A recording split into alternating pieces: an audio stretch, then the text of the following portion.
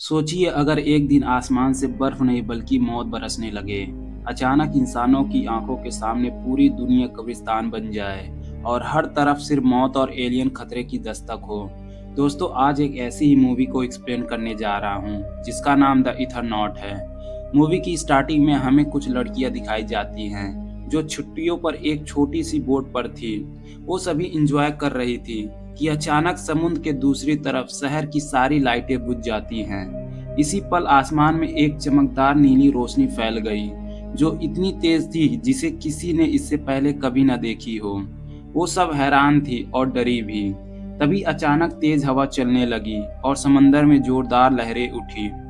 एक लड़की तुरंत कॉकपिट की ओर भागी, लेकिन वहां पहुंचते ही पता चला कि सारी इलेक्ट्रॉनिक डिवाइस बंद हो चुकी है। इसी दौरान बाहर खड़ी दोनों लड़कियां अचानक जमीन पर गिर गईं। लड़की डर से कांप रही थी और उसने खिड़की से बाहर देखा तो आसमान से गर्मी के मौसम में बर्फ का टुकड़ा गिरते हुए दिखा, मानो कोई सपना चल रहा हो। तभी सीन चेंज होता है और हमें अर्जेंटीना की एक सड़क को दिखाया जाता है। वहां सैकड़ों लोग बिजली कंपनी के खिलाफ सड़क पर जमा हैं क्योंकि 3 दिन से बिजली नहीं आई थी। लोग गुस्से में थे और पुलिस भी बेबस लग रही थी। गाड़ियां रुकी थी और ट्रैफिक पूरी तरह बंद पड़ा था। जुआन अपनी कार में बैठा मुस्कुराते हुए अपने दोस्त के घर जा रहा था, लेकिन ट्रैफिक के कारण उसे दूसरा रास्ता लेना पड़ता है।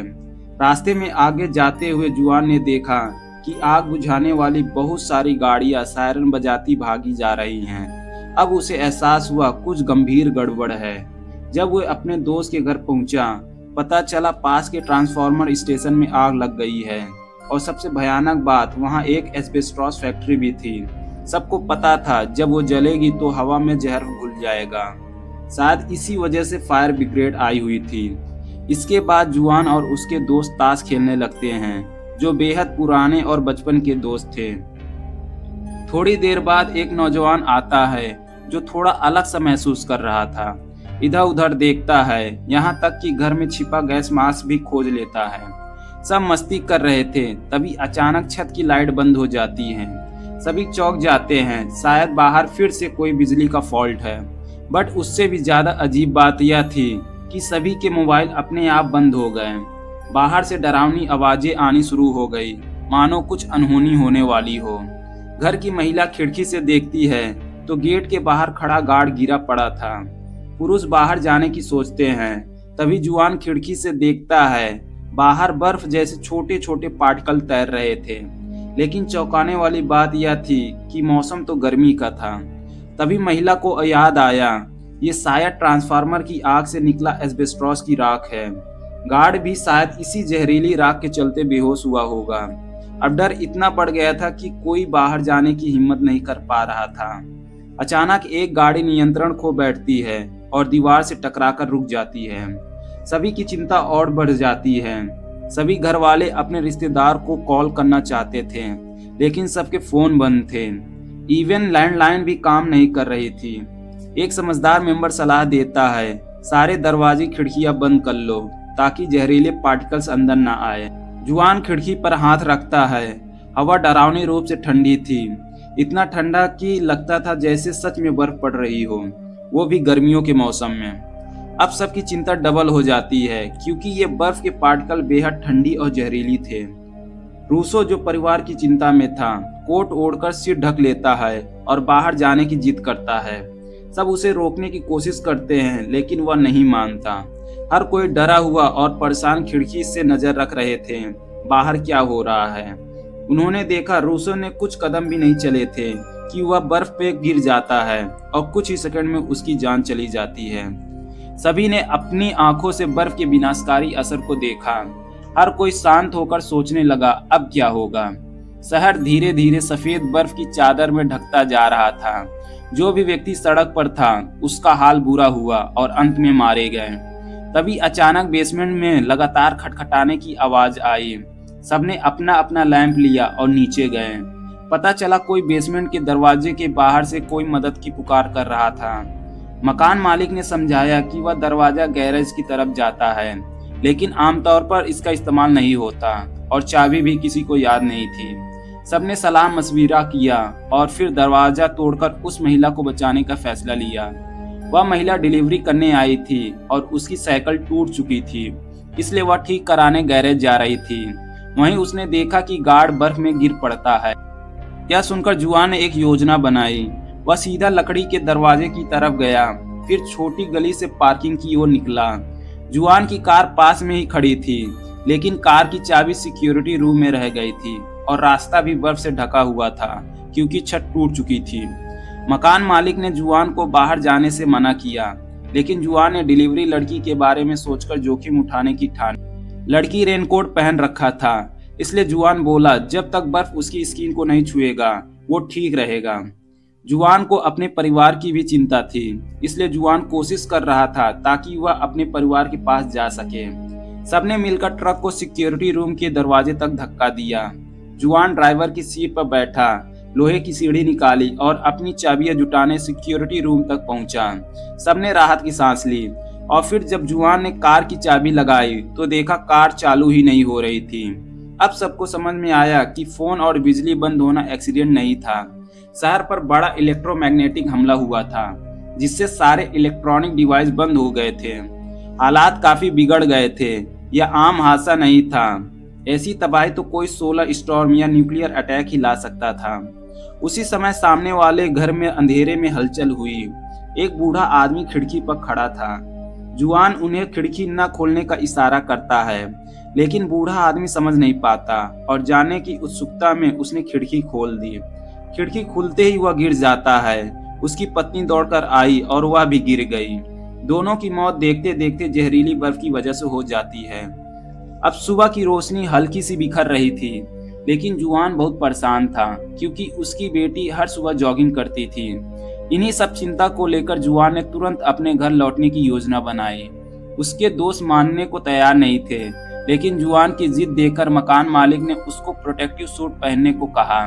घर में वाटरप्रूफ कपड़े, मास्क सब कुछ था और सभी ने मिलकर जुआन को पूरी तरह सुरक्षित किया। अब जुआन ने मास्क और सूट पहना, अपना बैग उठाया और बाहर निकल गया। सबकी उम्मीदों भरी नजरें जुआन पर थी। जुआन ने गहरी सांस ली और बर्फ पर कदम रखा। आसमान से गिरती बर्फ उसके ऊपर कोई असर नहीं दिखा रही थी। उसका सुरक्षा सूट असरदार रहा, लेकिन सड़क का मंजर उसकी सोच से कहीं ज्यादा खौफनाक था। जुआन की आंखों के सामने मानो पूरा शहर एक कब्रिस्तान में बदल गया हो। हर जगह हर कदम पर बस लाशों की सिलवटें ही दिखाई देती थी। यह आपदा इतनी अचानक आई थी कि जो लोग सड़क पर थे उन्हें बचने का कोई मौका नहीं मिला। ठंडी हवा लगातार और सर्द होती जा रही थी। जुआन को महसूस हुआ कोई उसके पीछे पीछे चल रहा है। हल्की सी दौड़ लगाई ताकि शरीर में गर्माहट आ जाए, क्योंकि तापमान कम होने पर भ्रम होने लगता है। जैसे ही उसने तेज कदम बढ़ाए हल्का सा, उसका भ्रम भी दूर हो गया। अब जुआन ने मैप निकाला और अपनी बेटी के घर की ओर शॉर्टकट तलाशने लगा। गाड़ियों के ट्रैक पर पहुंचकर जुआन ने स्टेशन की वेटिंग रूम में चुपचाप चलता रहा, पर जैसे ही उसकी नजरें प्लेटफॉर्म पर गई, उसने जो देखा वो उसकी कल्पना से भी परे था। ट्रैक के बीच में रुकी हुई ट्रेन और उसमें पैसेंजरों की लाशें, उन सब पर भी जहरीली बर्फ गिर चुकी थी। जुआन ने हिम्मत जुटाई, दांत भींचे और आगे बढ़ने लगा। तभी ट्रेन के अंदर से आवाज आई। हैरानी की बात थी, अभी भी कुछ लोग अंदर जिंदा थे।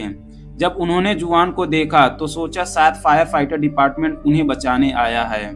वो वहां 6 घंटे से फंसे थे और उनके पास न पानी था न खाना। जुआन अकेले उनकी मदद नहीं कर सकता था, इसलिए वह सिर्फ अपने बैग से मिनरल वाटर दे पाया। उसने वादा किया किसी को बुलाकर जल्दी मदद भेजेगा। रेलवे क्रॉस करके आखिरकार जुआन अपनी पत्नी के अपार्टमेंट पहुंचा। बहुत सालों से जुदा रह रहे पति पत्नी और अब उनकी बेटी भी उसके साथ रहती थी। सीढ़ियां चढ़ते हुए जुआन ने अपने मास्क उतार दिया, लेकिन वहां सीढ़ियों पर पानी लगातार बह रहा था। नीचे की सीढ़ियों पर कई लोग खड़े थे। ऐसे लग रहा था मानो कोई दरवाजा खोलने की कोशिश कर रहे हों। जुआन सीधे अपनी पत्नी की फ्लोर पर पहुंचा। वहां कई लोग दरवाजे पर खड़े प्रार्थना कर रहे थे, लेकिन जुआन ने किसी पर ध्यान नहीं दिया। वह अपनी पत्नी और बेटी को ढूंढने में लग गया। पूरे फ्लैट की तलाशी ली, लेकिन वे दोनों कहीं नहीं थी। तभी कमरे के बाहर शोर हुआ। पूछताछ पर पता चला कि जुआन की पत्नी ने किसी आदमी को दवा लाकर देने के लिए भेजा है। जुआन के कपड़े बर्फ से भीग चुके थे, एक पल को लगा कि जुआन की जान खतरे में है, पर तभी उसकी पत्नी भीड़ को चीरती हुई अंदर आई। उन्होंने पूरे भीड़ को बाहर कर दिया। फिर पत्नी ने बेटी की खबर बताई। वह रात में दोस्त के घर गई थी, लेकिन अभी तक लौटी नहीं। ऊपर से अपनी बेटी के दोस्त के घर का एड्रेस भी पता नहीं था। जुआन ने खुद को शांत किया। अब वे अपनी बेटी को खोजने जा रहे थे। जुआन स्कूल जाकर क्लासमेट के एड्रेस पता करने का सोचा। दरवाजा खोला तो देखा वहां ढेर सारे लोग मौजूद हैं। अब तक सबको जुआन के बर्फ से बचने की खबर फैल चुकी थी। कुछ लोग अंदाजा लगा रहे थे कि शायद जुआन ने बर्फ के जहर को निष्क्रिय करने का तरीका खोज लिया है। जुआन ने समझाया उसने बस गैस मास्क पहन रखा था और बर्फ जब उस पर गिरी तब तक जहर खत्म हो गया था। तभी एक गंजा आदमी आया। उसने जुआन से मास्क मांगा। वह तो बहुत बेचैन था क्योंकि बिल्डिंग का मालिक वॉशरूम में पड़ा रहा, जिससे सब ताजा पानी खत्म हो गया। अब सारी उम्मीद जुआन के मास्क पर थी। उसके कारण अब लोग मार्केट से पानी लेने जा सकते थे। जुआन ने नाटक किया और पिस्तौल निकाल ली ताकि उन्हें मास्क की अहमियत बता सके। जुआन को अपनी बेटी को ढूंढना था, लेकिन तभी गंजा आदमी उसकी उम्मीद से ज्यादा खतरनाक निकला। जुआन को भी मास्क चाहिए था, लेकिन अब इस नए दुश्मन ने भी पिस्तौल निकाल ली। जुआन ने अपनी पत्नी को सुरक्षित जगह पर छिपा दिया। दरवाजा ब्लॉक करने के लिए अलमारी लगाई। उसने पत्नी से कहा, जल्दी से वाटरप्रूफ कपड़े निकालो, और देखा कि बालकनी के नीचे एक कार खड़ी थी। जुआन को एक योजना सूझी। उसने अपनी पत्नी को गैस मास्क पहनाया ताकि कम से कम उनमें से कोई एक बच सके। जुआन बोला, तुम पहले जाओ और हमारी बेटी। उसकी पत्नी खिड़की से चढ़कर कार की छत पर कूद गई। देखते ही देखते वह अपार्टमेंट से बच निकली। गंजा आदमी अंदर जाना चाहता था, पर जुआन ने थोड़ी दूरी से कुछ गोलियां चला दी। लोगों की भीड़ कुछ देर खड़ी रही। किसी की हिम्मत नहीं थी ऊपर जाने की। लेकिन अब गंजा आदमी समझ चुका था कि जुआन की गोलियां खत्म हो रही हैं। उसने सबको मौका मिलते ही अंदर ले जाने की कोशिश की, पर जुआन भी तैयार था।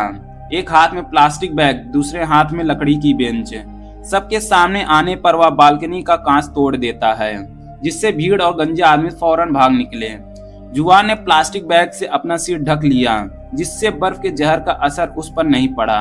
उसने बैकपैक उठाया और नीचे छलांग लगा दी। जोरदार मूवमेंट से सांस फूलने लगी, जिससे कुछ कदम चलते ही वह बर्फ पर गिर जाता है। उसे लगा जैसे किसी और ही दुनिया में पहुंच गया हो। होश आने पर वह अपने आप को कार में पाया।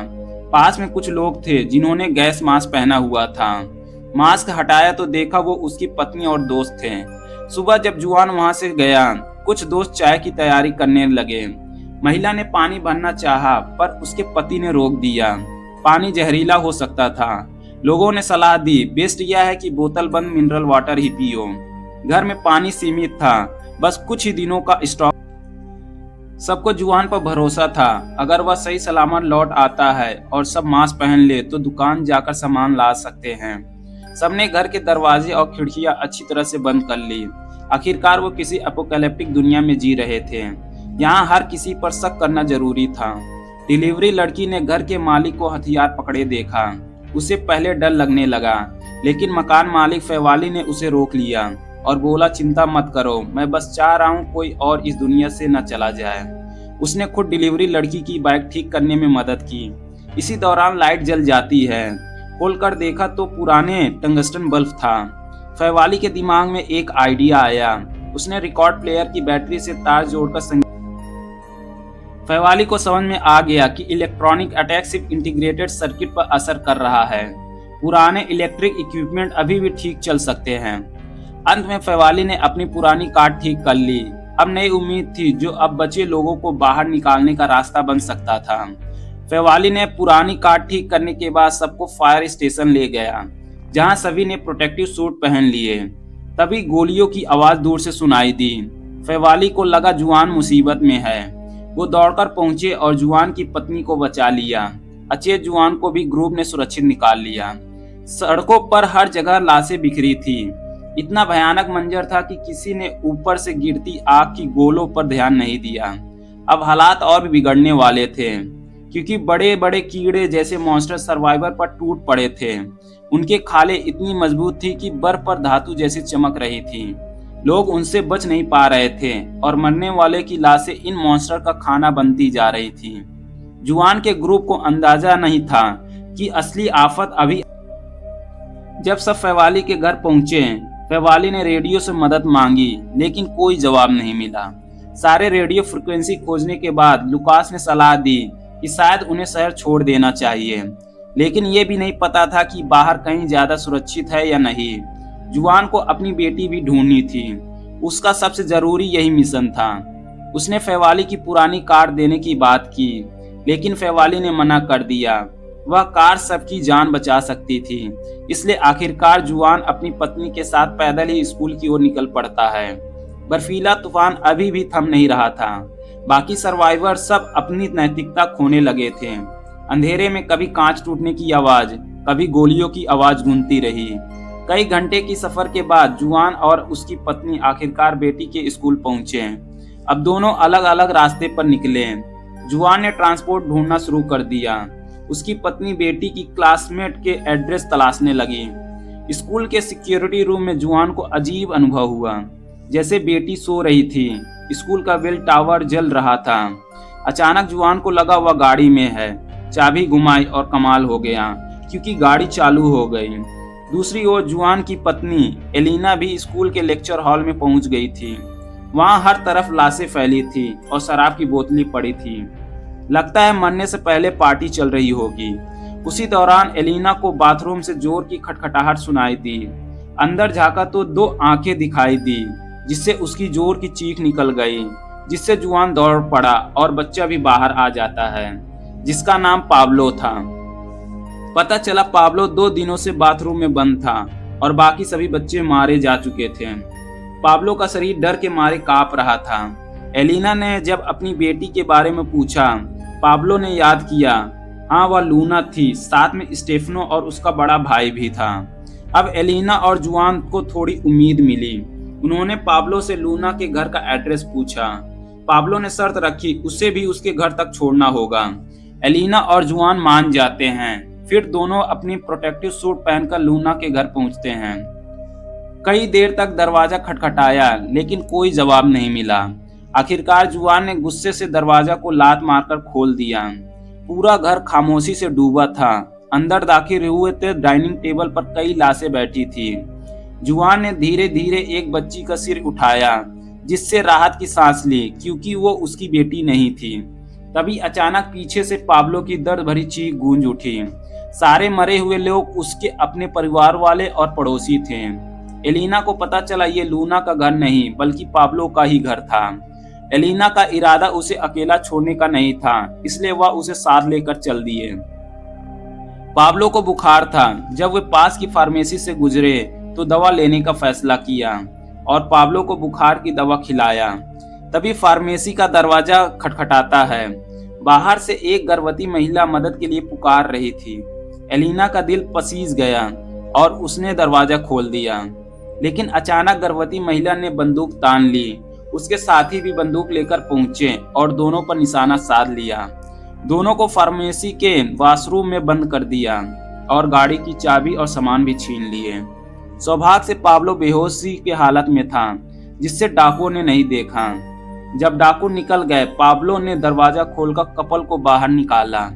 अब उसके पास गाड़ी नहीं थी, इसलिए उन्हें बर्फीले तूफान में पैदल ही चलना पड़ता है। स्टेशन पार करते वक्त जुआन रुका। पहले जमीन पर जो शव पड़े थे वो अब गायब थे। सिर्फ इधर उधर बिखरी चीजें बची थी। इसके बाद सबसे डरावना सीन उसके सामने था। वायर फेंसिंग और पहले जिस ट्रेन में लोग बचे थे, अब वहां पर कोई भी नहीं था और सीट वगैरह बहुत बुरी कंडीशन में थी। जुआन का मन बहुत बेचैन हो गया, क्योंकि ये सब इंसान नहीं कर सकते। तीनों फैवाली के घर लौट आए। अब पता चला सब लोग यहाँ से जाने की तैयारी कर रहे थे। अब कोई रेस्क्यू का इंतजार नहीं कर रहा। फैवाली ने बताया, ब्राजील से रेडियो सिग्नल आया, वहां भी बर्फीला कहर है। आधा देश कवर हो चुका है। अब कोई जल्दी मदद नहीं मिलने वाली। और एक वजह, अब धरती का मैग्नेटिक फील्ड भी गायब था। फैवाली ने सबको समंदर के बीच आइलैंड पर ले जाने का फैसला किया, ताकि किसी सुरक्षित जगह शरण मिल सके। लेकिन जुआन के लिए सबसे बड़ा मिशन अपनी बेटी को खोजना था। इसी बीच डाकुओं वाला कपल पेट्रोल पंप पर गया और टंकी भरने लगे। अचानक ऑयल टैंक के पीछे से एक डरावनी काली छाया निकली। लड़की ने लेकिन अगले ही सेकंड कार पर हमला हो गया और कार गहरी खाई में चली गई। अगली सुबह फेवाली का ग्रुप आइलैंड जाने की तैयारी कर रहा था। जुआन अकेला अपनी यात्रा को निकल गया और लूना के घर का एड्रेस फोन बुक से ढूंढा। और अब उसके लिए सवाल था, क्या उसकी बेटी